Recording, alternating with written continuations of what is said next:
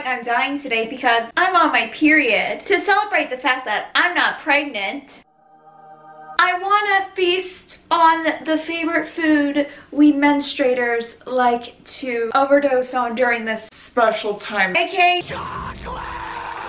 But rather than just buy a chocolate and eat it, I want to do something special. So today I am making chocolate muffins that are gluten-free because gluten is a byproduct of the devil. Cane sugar-free because cane sugar causes wrinkles. And we are a wrinkle-free household. And vegan because I enjoy murdering lettuce. For today's recipe, you will need a bunch of stuff.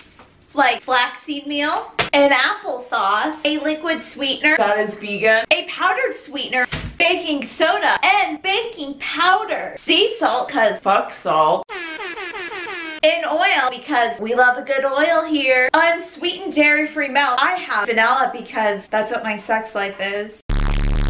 Cocoa powder, an all-purpose gluten-free flour, almond flour, chocolate chips. I chose the stevia ones because, again, cane sugar gives you wrinkles and I don't have time for those. Fuck graceful aging. A baking pan with baking liners that are way too freaking small, and toothpicks so you can stab them when you believe they are finished. To find out the truth. This recipe is not of my own. It is from the Minimalist Baker. From the looks of it, they got incredibly overflowing over this. Yeah, step one is to get that oven preheated up to 375 degrees. Wow, look at that. Step two is to cry about how much agonizing pain you're in while opening up the bag of chocolate chips and eating half of them before you even got anything started.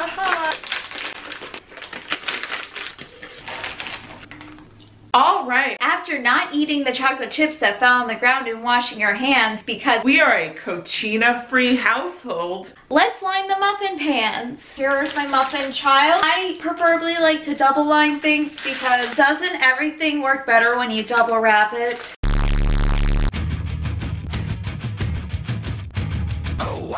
We're all finished. You may be wondering now, why aren't I in my really nice kitchen? Well, let me tell you. My roommate's obsessed with me, so I had to go bye-bye. I'd rather have a small cramped kitchen and neighbors that mow their lawn at midnight versus having a roommate that was trying to force marriage onto me. Back to the recipe. It says to make a flax egg. I don't know how to do that, so I'm gonna have to look up directions. 1 tablespoon of flaxseed meal and 2.5 tablespoons of water.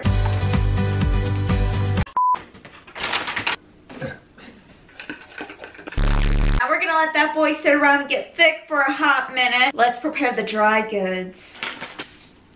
Alright, now that we got things back in order, let's continue on with the recipe. I personally like to mix all my dry goods first and then add them to my already mixed wet ones, but this recipe's all like, do the wet goods first. You know what? I do me my way, so let's get them dry boys going. First things first, we need 1.5 teaspoons of baking soda. I have my measuring spoons, which have seen better days. Then I need 1 teaspoon of baking powder. What's the difference between baking soda and baking powder? Well, one of them is supposed to make your stuff rise and the other one's supposed to make it fluffy, I think. The only thing I know is the recipe calls for both. So, YOLO. Then I need 1/4 teaspoon of fuck salt. Then I need 1/2 cup of cocoa powder. Ooh, this is gonna be a little risky. Perfect. 3/4 cup of this gluten-free flour mix. Swag. Then we need 1/4 cup of oat flour. So lit. Then we need 1/3 cup of this here almond flour. I guess you can use almond meal too, but Minimalist Baker has never tested that out. Literally all I see everywhere is almond meal. It was so hard to find. Oh my god. I'm not here to experiment. I'm here to fuck bitches and get shit done. So we're going with the almond flour. Yeet. This recipe calls for 1/3 cup of chocolate chips, but I'm gonna put in half because I'm a fat ass. Wow. Cut my life into pieces. This is my last resort. Suffocation. I almost forgot to put in the sugar. It says it wants 1/3 cup of coconut sugar, but this is literally all the bulk sugar they had at the store. I'm gonna put in all of that.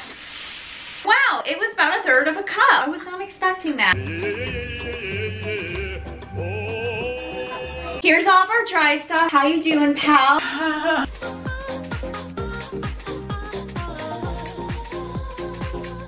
Now let's check on the status of her flax egg. And he be looking rather thick. Check them out. Nice. All right, it says 3/4 of a cup of applesauce. Each one of these things is half a cup, so I need about 1.5 of these. This is the cinnamon one again that I featured in my last muffin video. Watch it, please. This slut. Oh, time to add in the quid of sweetness. 1/4 of a cup. Oh God, get in there. Ooh. I microwaved my 1/4 cup of coconut oil. And then finally we add in the 1/4 cup of almond milk. I'm adding it to the oil because it says to add the almond milk and oil last. So, yeah. All right. Now it says to put the liquids with the flax egg. Gotta whisk them together. I personally do not have a whisk, so I'm using a fork. My mom said I could do that. If she lied to me, I'm suing her.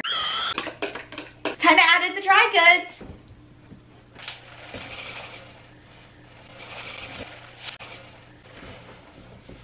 Bodies hit the floor, let the bodies hit the floor, let the bodies hit the floor, let the bodies hit the...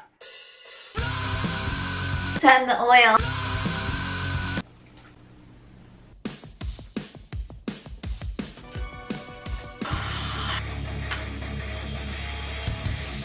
Wow. Isn't he a thick boy? Mmm. Look at you. Let's have a taste test.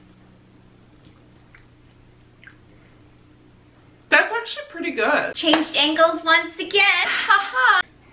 Got my line baking things. The oven is hopefully, yes, he is preheated. Ooh, that sneaky little guy. We're gonna line the things. Can you even tell what the heck's going on? Should I switch hands?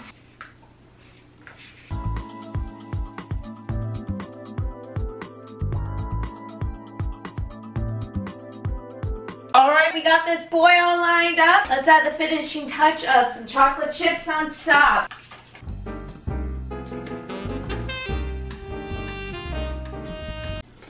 Now we throw them on into the oven and we wait 20 minutes.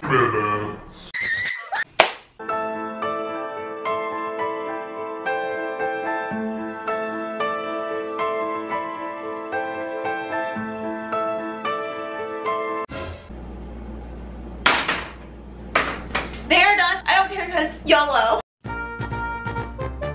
Time to try one of my horrible bastard children. You know, the edges of these got burnt a little bit. The toothpick thing didn't work. I'm starting to think that my toothpicks are against me and they're gonna try overthrowing the government. So I better watch out for that. But, yeah. They still look okay. I'm gonna pick this juicy boy. Let's try him out. His edges are a little burnt, but I bet he's still pretty good.